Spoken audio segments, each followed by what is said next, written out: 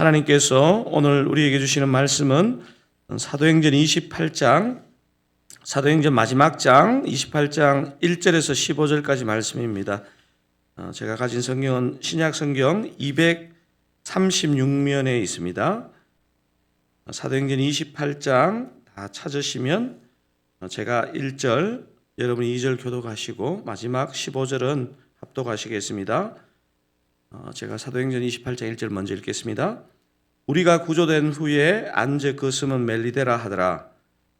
비가 오고 날이 참에 원주민들이 우리에게 특별한 동정을 하여 불을 피워 우리를 다 영접하더라. 바울이 나무 한 묶음을 거두어 불에 넣으니 뜨거움으로 말미암아 독사가 나와 그 손을 물고 있는지라. 원주민들이 이 짐승이 그 손에 매달려 있음을 보고 서로 말하되 진실로 이 사람은 살인한 자로다. 바다에서는 구조를 받았으나 공의가 그를 살지 못하게 함이로다 하더니 바울이 그 짐승을 불에 떨어버림에 조금도 상함이 없더라. 그들은 그가 붙든지 혹은 갑자기 쓰러져 죽을 줄로 기다렸다가 오래 기다려도 그에게 아무 이상이 없음을 보고 돌이켜 생각하여 말하되 그를 신이라 하더라. 이 섬에서 가장 높은 사람 보블리오라 하는 이가 그 근처에 토지가 있는지라. 그가 우리를 영접하여 사흘이나 친절히 머물게 하더니 보블리오의 부친이 열병과 이질에 걸려 누워 있거늘 바울이 들어가서 기도하고 그에게 안수하여 낫게 하며 이러므로 섬 가운데 다른 병든 사람들이 와서 고침을 받고 후한 예로 우리를 대접하고 떠날 때에 우리 쓸 것을 배에 실었더라.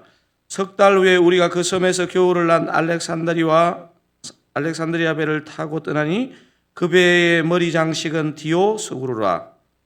수라구사에 대고 사흘을 있다가 거기서 둘러가서 레기온에 이르러 하루를 지낸 후 남풍이 일어남으로 이튿날 보디올에 이르러 거기서 형제들을 만나 그들의 청함을 받아 일일을 함께 머무니라.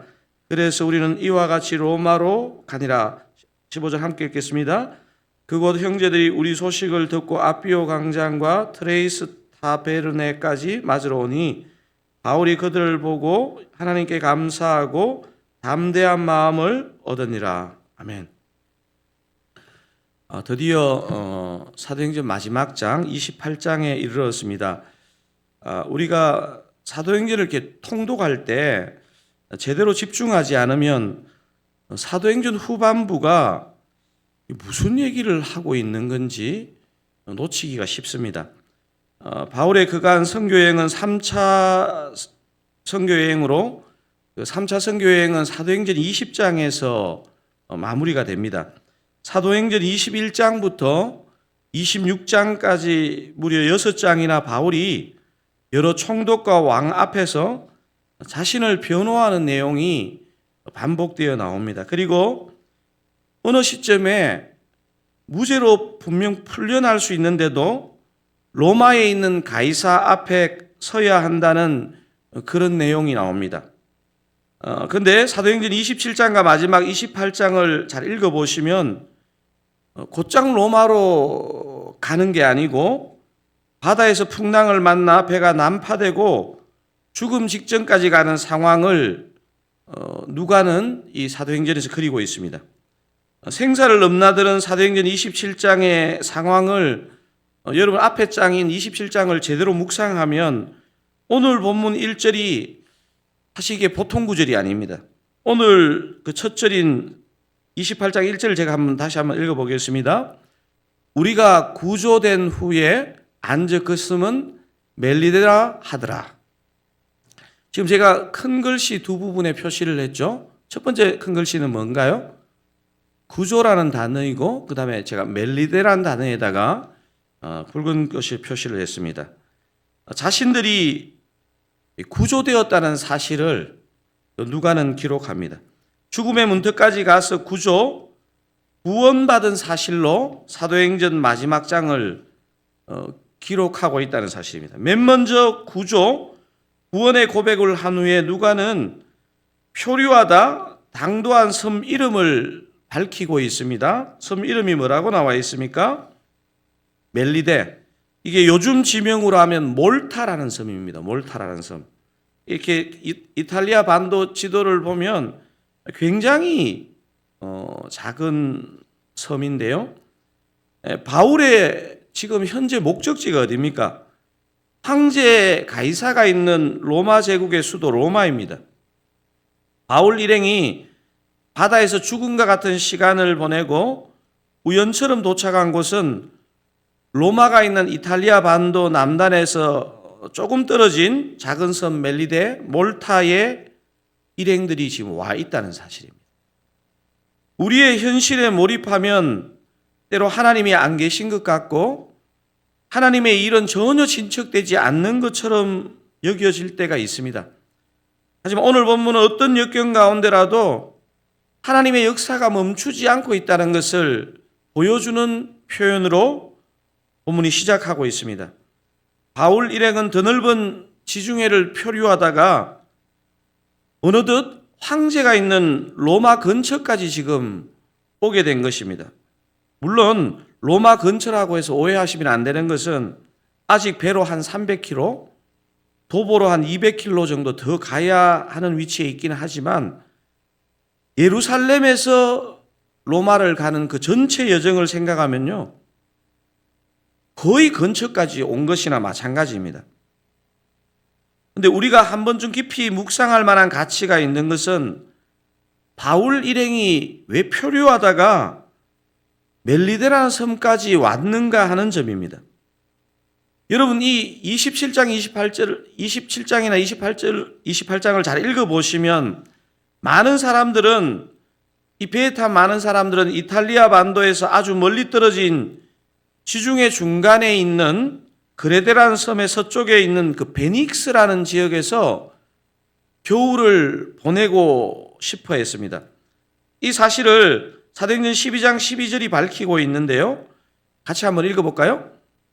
그 항구가 겨울을 지내기에 불편하므로 거기서 떠나 아무쪼록 베닉스에 가서 겨울을 지내자 하는 자가 더 많으니 베닉스는 그레데 항구라 한쪽은 서남을 한쪽은 서북을 향하였더라.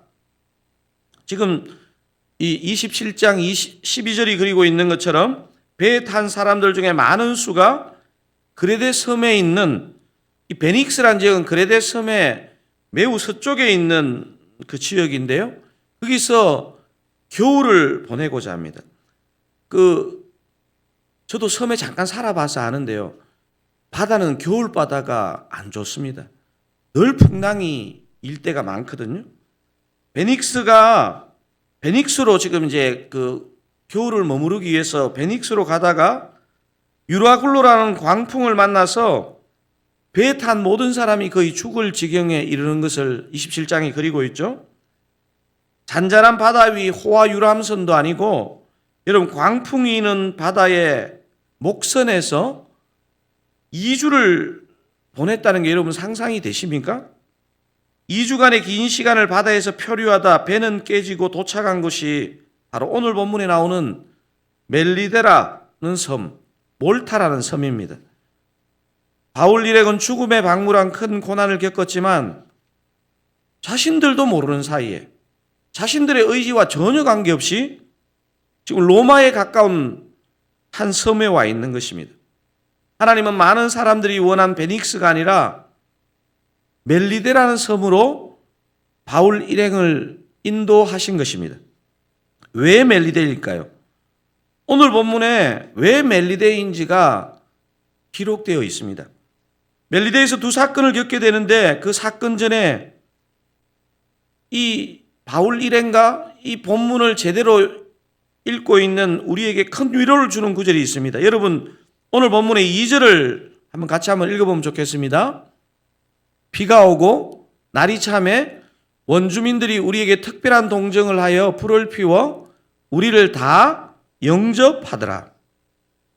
멜리데 섬의 원주민을 통해서 여러분 얼마나 심신이 지쳐 있겠습니까? 제가 볼 때요, 2주간 바다에서 배가 깨지는 풍랑을 만났으면요, 이 자체가 거의 사람이 실신해 있을 겁니다. 심신이 지친 바울 일행을 포함해 큰 고난을 겪은 사람들을 위로해 주시고 회복시켜 주시는 주님의 손길을 느낄 수 있도록 오늘 이 섬에서의 생활이 시작됩니다. 바울 일행의 몸을 데워줄 불을 피웠는데 독사가 나타나서 바울의 손을 물게 되고 원주민들은 바울이 죽을 줄 알았는데 살아있는 이를 통해서 멜리데 섬 사람들에게 하나님의 살아계심이 나타납니다. 또 한 가지 일이 본문에서 그려지고 있죠. 바울을 통해서 그 섬의 추장 보블리오의 그 부친이 열병과 이질의 고침을 받고 그 섬에 병든 사람들을 고침으로 하나님의 영광이 연쇄적으로 나타납니다. 이 두 사건 후에 바울은 아마도 멜리데에서 복음을 전하였고 많은 멜리데 사람들이 복음을 믿은 것 같습니다. 제가 이렇게 현대 이렇게 지도, 그 몰타섬 지도를 이렇게 구글로는 이렇게 확장이 이렇게 되잖아요.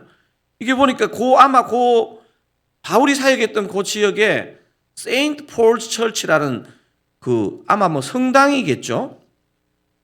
그 바울이 머물렀던 것을 기념한 교회가 있더라고요.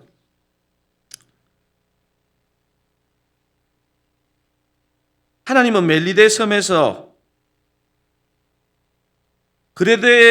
많은 사람들이 그레데 섬의 베닉스에게 교훈을 보내려고 했으나 하나님께서 멜리데 섬으로 바울 일행을 보내시고 그 멜리데 섬에서 병든 자를 고치시고 구원하고자 하는 하나님의 뜻을 가지고 계셨던 것입니다.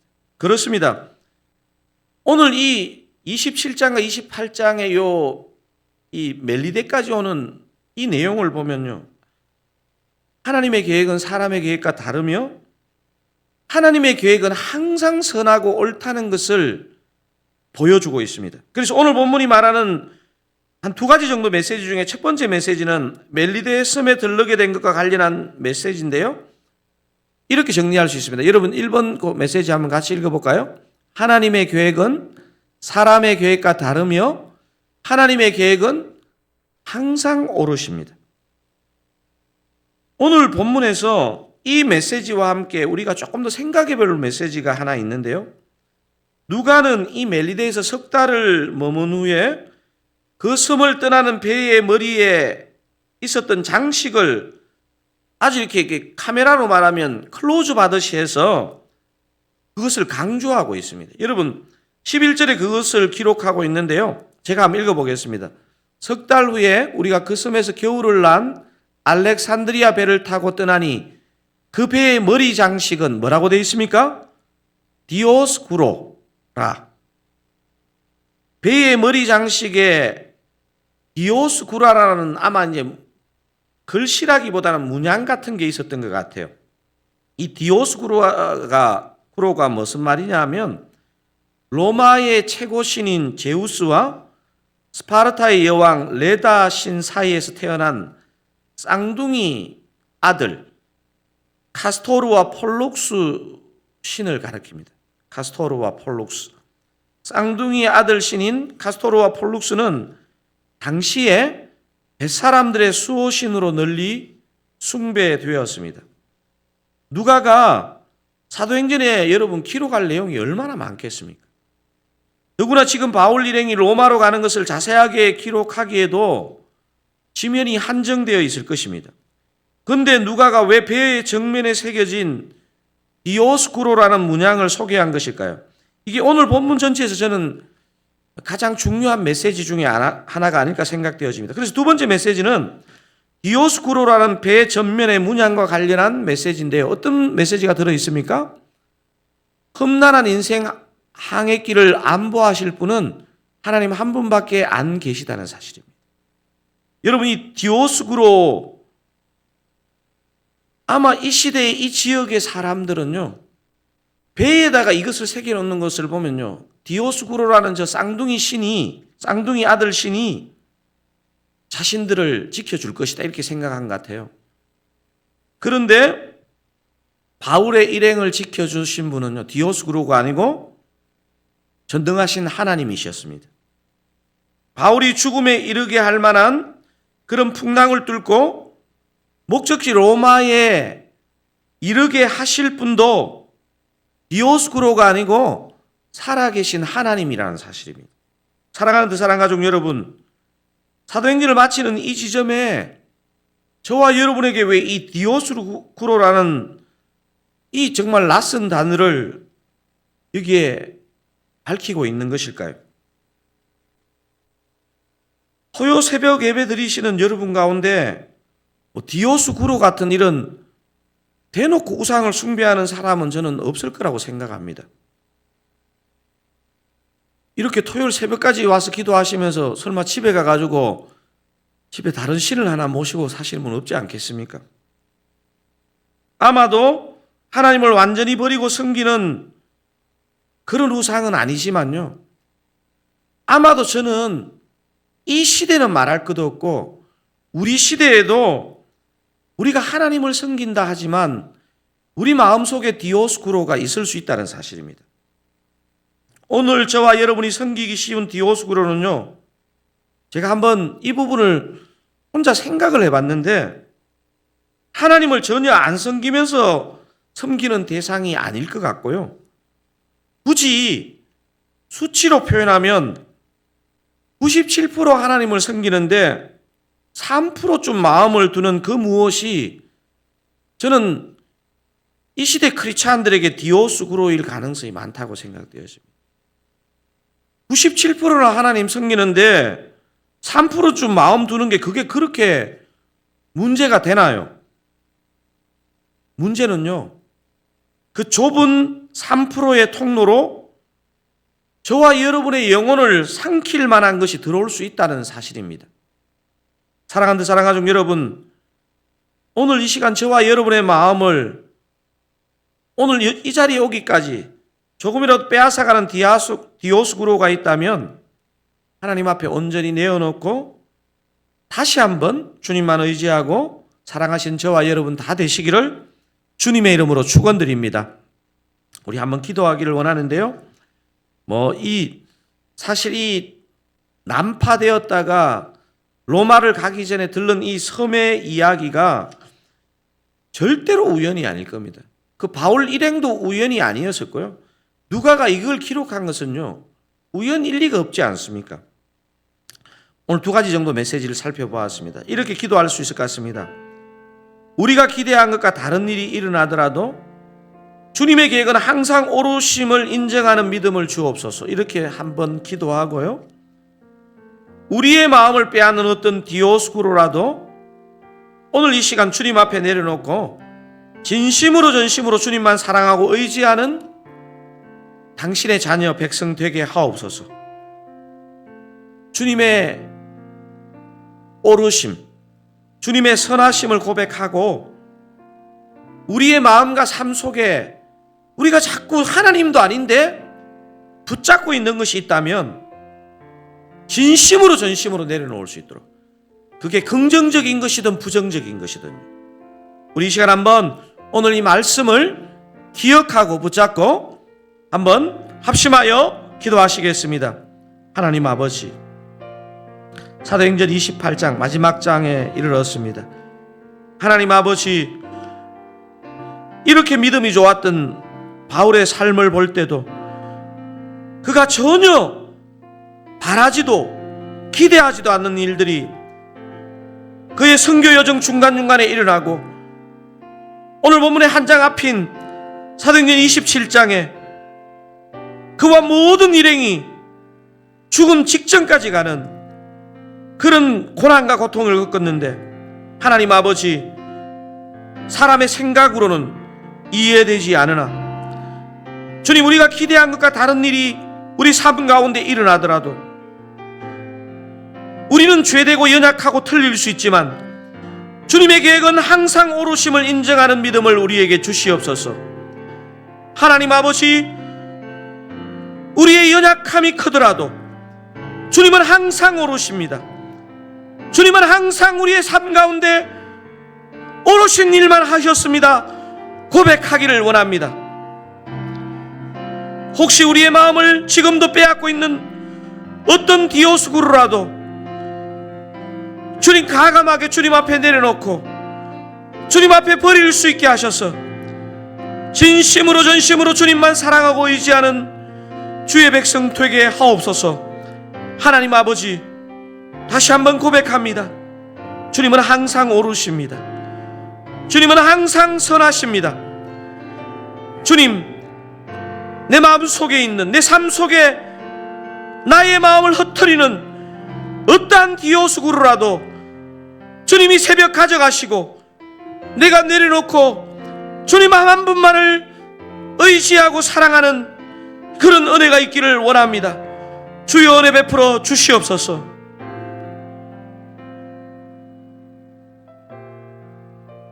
다섯 가지 정도 기도 제목 중보하신 후에 여러분 개인 기도 제목 중보하시고 오늘 하루 또 승리하시기 바랍니다.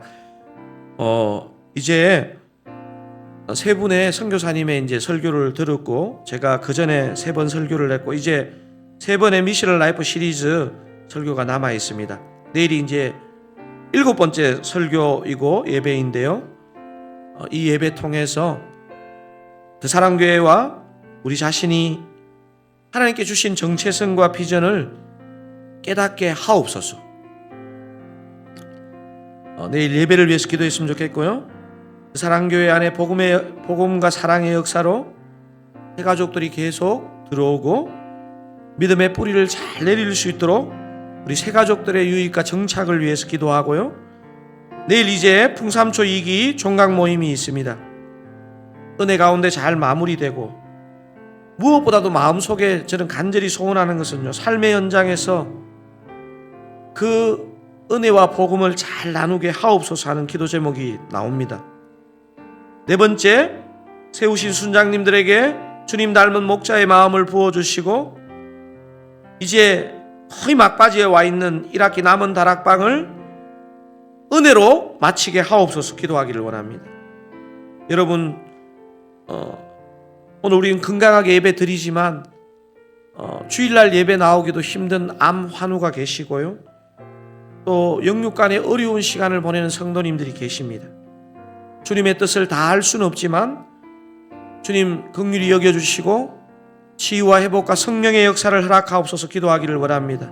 내일 예배를 위해서, 새가족을 위해서, 내일 풍삼초 2기 종각 모임을 위해서, 순장님들과 다락방을 위해서, 환우들을 위해서 우리 한번, 우리가 묵상으로 기도해도 주님 들어주시는 주님이시지만요, 우리의 마음을 간절하게 주님 기독해 달라는 마음으로 주의 은혜를 주옵소서 한번 크게 부르짖고 우리 5가지 제목 가지고 중보하시고 여러분 기도 제목 가지고 기도하시고 돌아가시기 바랍니다.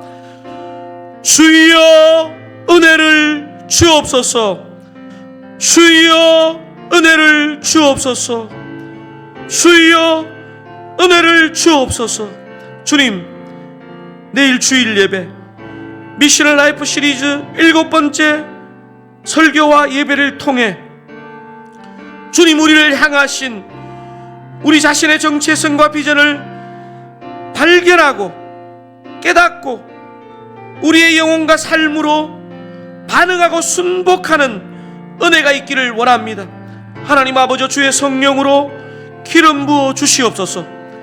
사람이 찬양하고 사람이 설교하고 사람이 인도하는 예배가 아니고 우리 주님이 인도하시고 우리 주님이 압도하시고 우리 주님이 역사하시는 산 예배가 될 수 있기를 원합니다. 우리들 사랑교회 안에 참된 복음과 사랑의 역사로 새가족들이 계속 유입되고 그들이 잘 정착하고 믿음의 뿌리를 잘 내리는 은혜가 있게 하여 주시옵소서. 우리 안에 먼저 은혜와 사랑의 변화가 있게 하여 주시옵소서. 내일 있을 풍삼초 2기 세미나 종각 모임을 주님 은혜 가운데 준비시켜 주셔서 아버지요, 각자 이런저런 은혜로 여기까지 왔는데 하나님 아버지 은혜로 마무리되게 하시고 무엇보다도 우리의 삶의 현장에서 이 풍삼초와 복음을 잘 나누는 은혜를 부어 주시옵소서. 주님, 세우신 순장님들에게 주님 닮은 목자의 마음을 부어주시고 아버지여, 모든 순원들이 1학기 남은 다락방을 주의 은혜로 잘 마무리하고 여름방학을 잘 준비하고 서로 함께 세워가는 그런 마무리가 될 수 있기를 원합니다. 아버지요, 암 판정을 받으시고 아버지요, 수술과 치료를 적절하게 받지 못하고 발을 구르며 보내는 성도님들이 계십니다. 주님, 영육간에 환난과 어려움을 당한 성도님이 계십니다. 주님, 불쌍히 여겨주시고 찾아가셔서 주님께서 위로하시고 주님께서 치료하여 주시옵소서. 오늘 이 시간 주의 말씀 앞에 우리의 마음을 맡기는 주의 백성들에게 간구와 중보의 영을 부어주시고 간구와 중보의 제목을 가르쳐 주시옵소서. 아버지, 한 사람도 예외 없이 주일 주님 앞에 예배하는 그 시간을 잘 준비시켜 주시옵소서. 주의 성령으로 기름 부어 주시옵소서. 불쌍히 여겨 주시옵소서. 주님, 은혜 주시옵소서. 주님, 우리의 마음을 지켜주시옵소서. 우리의 입술을 지켜주시옵소서. 우리의 삶과 사역을 지켜주시옵소서. 주님, 우리의 영혼을 악한 것에 빼앗기지 않도록 주의 성령으로 우리를 일깨워 주시옵소서. 주님, 연약한 영혼들을 불쌍히 여기시고 주님, 은혜로 지켜주시옵소서.